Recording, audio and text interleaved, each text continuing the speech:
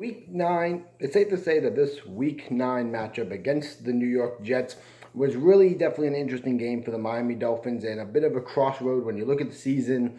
You're coming off 2 straight weeks where the defense had struggled after being something to kind of hold up an offense that was, either plagued with injuries or inconsistencies and stuff like that.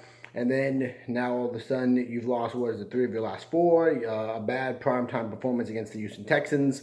So definitely a lot of questions heading into this game. If you're the Miami Dolphins at home against the Jets, you're 4-4. If you win, you're 5-4. You can kind of keep playoff hopes alive for this young team that's had to deal with a lot. You have a couple of games left. You can kind of talk yourself into it, and you're just the opposite at 4-5. Looking at the AFC picture, it really feels like you're kind of out of it, and maybe at that point you really need to focus on next year. So this was definitely a big game for the Miami Dolphins. You had the Week 2 victory over the Jets, and where you took advantage of turnovers from Sam Darnold, and you did the exact same thing in this game. Defense stepped up in a big way, taking advantage of a Jets offense that has struggled on the O-line, and of course with Sam Darnold's mistakes. And they shut down the run well enough. 4 sacks in this game, which was huge. Cam Wake finally getting back into it with his 2 sacks. Big pick 6 from Jerome Baker. And even though the offense just never really could seem to get anything going, the Dolphins had more punts in this game than they did first downs and still won the game. So that tells you the kind of game that this one is. But a win is a win, and the Dolphins pull out a 13-6 win over the Jets, completing the sweep.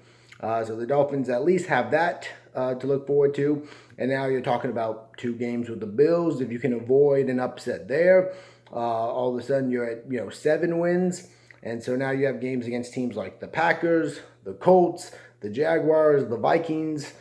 Some winnable games thrown in there. Probably going to have to win a really tough one, though, to get to 9-10 wins and make a bid for the playoffs. But hope's still alive, and we will see how it goes.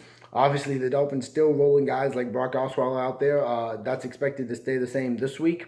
Official decision will come out today, but the expected thing is that Tannehill won't play till at least after the bye, if that.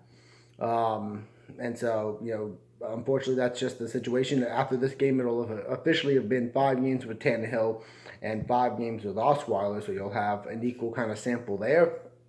Tannehill went 3-2 with numbers pretty similar to Brock Osweiler, who right now is 2-2.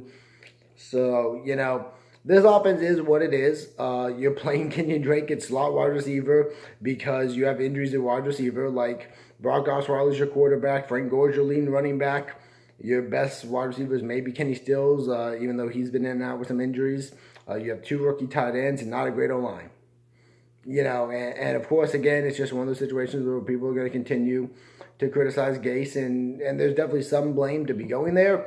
But the play calling at times can be very creative. You're talking about, the touchdown pass from Amendola a couple weeks ago, a touchdown pass from Wilson when he was there, those kind of trick plays. Kalen Ballage at the Wildcat formation, moving guys around as injuries occur. So I really don't think this is a play calling issue, and it's something I've stood behind this whole season. I think you just don't really have enough talent on the offensive side of the ball to be an elite offense. You can get to hopefully where you're adequate, where you're doing better than 6 points, which is what they put up against the Jets last week.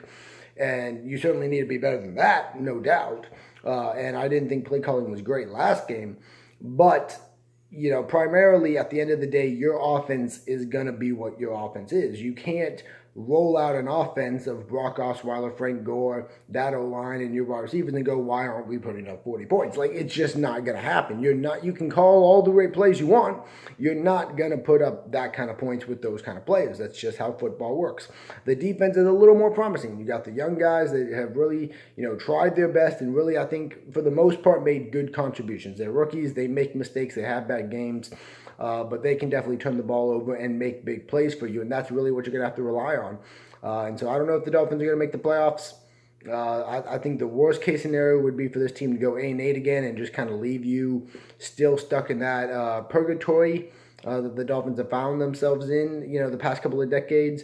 But a win is a win. High hopes. I think they can hang with the Packers. The Packers don't scare me. Aaron Rodgers scares me. The Packers don't scare me. So let me know what you guys think about this game Sunday. I'll see y'all next time.